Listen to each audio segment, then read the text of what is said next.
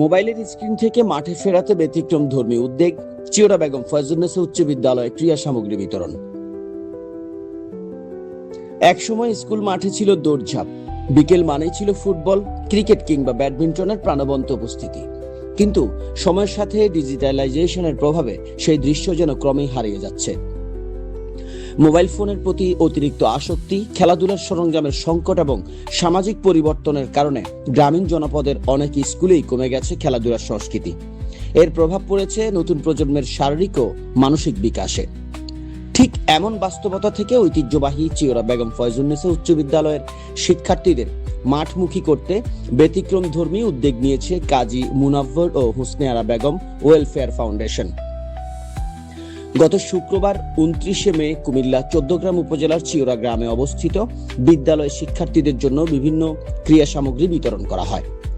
ফাউন্ডেশনের পক্ষ থেকে বিদ্যালয়ের শিক্ষার্থীদের জন্য ফুটবল, ক্রিকেট, ব্যাডমিন্টন ও ভলিবল খেলার প্রয়োজনীয় সামগ্রী প্রদান করা হয়।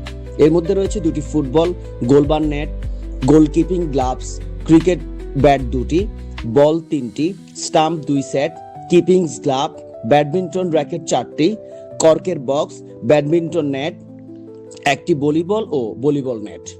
এছাড়া ছেলে মেয়েদের শারীরিক সুস্থতা ও শরীর চর্চা উৎসাহিত করতে 12টি স্কিপিং রোপও বিতরণ করা হয়েছে।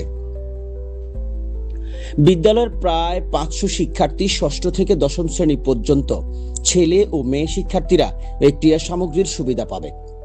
শিক্ষকদের তত্ত্বাবধানে শিক্ষার্থীরা নিয়মিত খেলাধুলার মাধ্যমে সুস্থ ও শৃঙ্খল জীবনধারার দিকে আরো উৎসাহিত হবে। ফাউন্ডেশনের উদ্যোক্তা কাজী ইব্রাহিম পিয়াস বলেন, গ্রামীণ শিক্ষার্থীদের শারীরিক ও মানসিক বিকাশে খেলাধুলার কোনো বিকল্প নেই।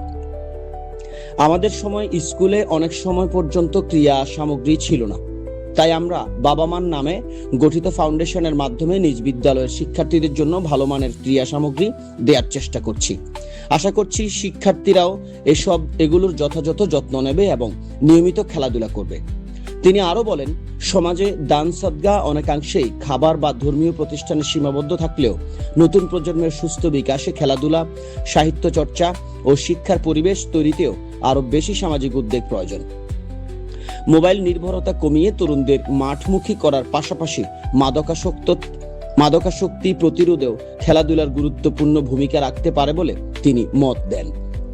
বিদ্যালয়ের প্রধান শিক্ষক বলেন, সরঞ্জামের অভাবে অনেক সময় শিক্ষার্থীরা নিয়মিত খেলতে পারত না। কাজী পিয়াসের এই উদ্যোগ অত্যন্ত সময়োপযোগী। আমরা অর্থ সহায়তার চেয়ে এই ধরনের বাস্তব উপকরণ পেয়ে খুবই আনন্দিত। সমাজের বিত্তবান ও সচেতন মানুষের এভাবে এগিয়ে আসা উচিত। অনুষ্ঠানে উপস্থিত ছিলেন এই বিদ্যালয়ের সাবেক শিক্ষার্থী, বাংলাদেশ পুলিশের এএসপি সাকিবুল ইসলাম। তিনি বলেন, এটি অত্যন্ত ভালো ও সময়োপযোগী উদ্যোগ। আশা করি ভবিষ্যতে আমাদের স্কুলকে ঘিরে আরো ইতিবাচক কাজ হবে।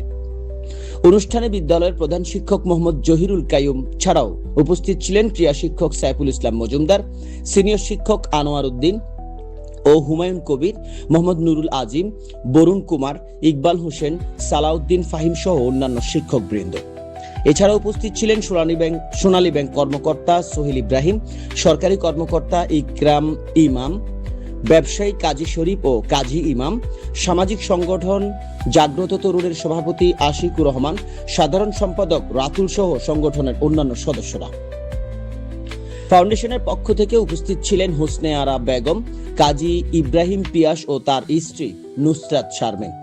অনুষ্ঠানে হুসনে আরা বেগম বিদ্যালয়ের প্রধান শিক্ষকের হাতে আনুষ্ঠানিকভাবে ক্রীড়া সামগ্রী হস্তান্তর করেন।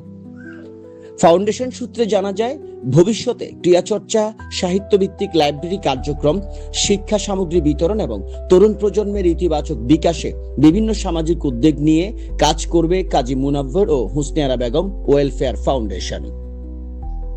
কামরুল হাসান পিঙ্কন, ডেস্ক রিপোর্ট, খবর 14 গ্রাম।